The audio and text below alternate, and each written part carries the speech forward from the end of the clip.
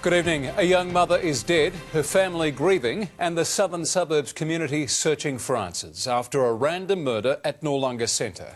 The victim walking to visit her father when she was bashed to death for apparently no reason. We have reporters live at court where the suspect has appeared and the scene of the crime. Jarrad Brevi begins our coverage.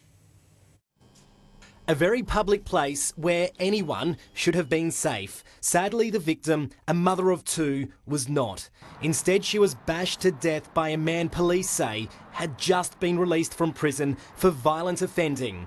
The victim's family now left to come to terms with their unthinkable loss, among them her brother, who laid a flower at the place she died.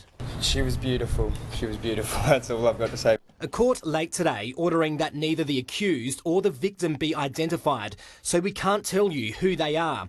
But we can tell you the victim was on her way from the nearby train station to visit her father when just after midnight she was brutally attacked. A passerby discovering her laying face down and unconscious. Just rolled her over and tried to stop the bleeding, which was no use really. She started compression as she stopped breathing like a minute after I turned her over. Police and paramedics were soon on the scene, but their efforts to save the mother's life were in vain. The anger and hate that caused that sort of injury, I find it hard to believe it's just a random thing. At the same time, officers had confronted their suspects nearby, who offered no resistance as he was arrested. The nature of the head injuries they were quite severe and significant.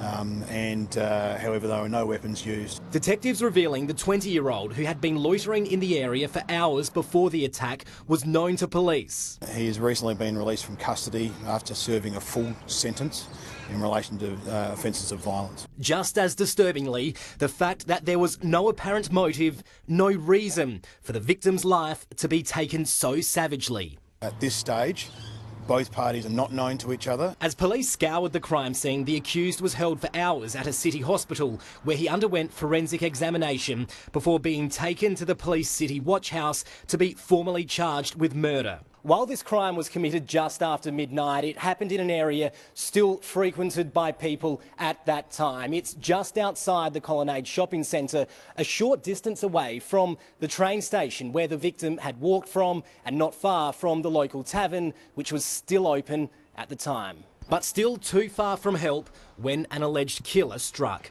Jarrad Brevi, 9 News. Live now to Lucy Hinton at court. Lucy, the accused made a brief appearance. He did, Brenton, and during that, the young man did not say a word during his very short hearing late this afternoon. Now, he was led to the docks wearing handcuffs, and his defence lawyer made no application for bail. The magistrate then placed a suppression order on his identity, and in a very unusual move, he also suppressed the identity of the victim. Now, the young man will remain behind bars until his next court appearance, which will be in March next year. Brenton? Thank you, Lucy. Live now to Reece at Noarlunga Centre. And Reece, there's been a strong reaction to this crime among locals.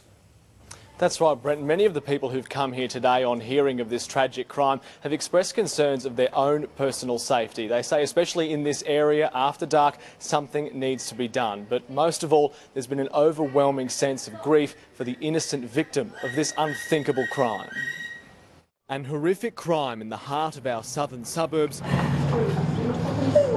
which has struck at the heart of locals and all South Australians. Some so moved they laid flowers as a mark of respect for a woman they didn't know but now mourn. Just to bring some flowers from my garden to show her a little bit of respect that she wasn't shown in the last moments of her life. The apparently random murder of this young mother, leaving many pondering why it happened and why women can't be safe in their own community. And I thought it was a safe place. It could be me. Why can't we, as women, be able to walk around and do what we need to do without being in the fear of assault or murder taken away from our children? Why? Why is it this way? That no, it's not been taken serious. Others concerned Noarlunga Centre has long been unsafe at night and calling for more to be done. It makes you feel not safe at all. A bit nervous about coming, especially at night. I definitely wouldn't come at night. I think we need to have more patrols out, looking, for people who don't look quite right. That's pretty scary. Because we normally walk through here all the time. It gobsmacks me that people can't be safe near their own home or near a place that has security. Already people have taken to social media to plan a candlelit vigil for the mother of two who tragically lost her life here this morning. That is being planned for November 1. Brenton. Reece, thank you.